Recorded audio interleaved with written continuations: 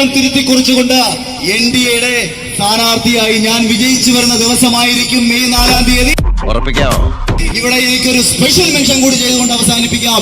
Reporter ചാനലിലെ അരുൺകുമാരൻ എന്റെ വാർത്ത ഞാൻ മുന്നിലാണെന്ന് വായിക്കുന്ന നിമിഷത്തിന് വേണ്ടി കാത്തിരിക്കുകയാണ്, തുടക്കം കുറിക്കുകയാണെന്ന് മാത്രം പറഞ്ഞുകൊണ്ട് കരുതിയിരുന്ന തൃക്കാക്കരയിലെ റിസൾട്ട് ഞാനങ്ങ് പറയുകയാണ്.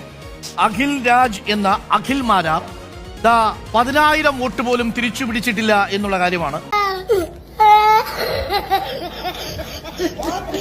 ഇപ്പോൾ ഏറ്റവും ഒടുവിൽ 9,161 വോട്ടുമായി 3-ാം സ്ഥാനത്താണ്. താഴെ നിന്ന് മുകളിലോട്ട് പോകുമ്പോൾ 1-ാം സ്ഥാനത്താണ് എന്നുള്ളതാണ് ഞാൻ മനസ്സിലാക്കുന്നത്. അതായത് ആം ആദ്മി പാർട്ടി കഴിഞ്ഞാൽ അടുത്തത് അഖിൽ രാജാണ് താഴെ നിന്ന് മുകളിലോട്ട് പോകുമ്പോൾ.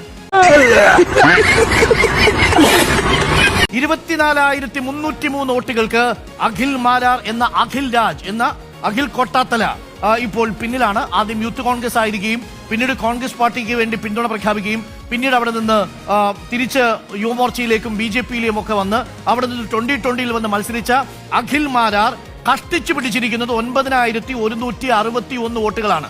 9,161 എവിടെ? തൃക്കാക്കരയിൽ. ഉമാ തോമസിനേക്കാൾ 24,000 വോട്ടുകൾക്ക് പിറകിലാണ് അഖിൽ രാജ് എന്ന അഖിൽ മാരാർ എന്ന വിവരം പ്രിയപ്പെട്ട പ്രേക്ഷകരെ അറിയിക്കുന്നു.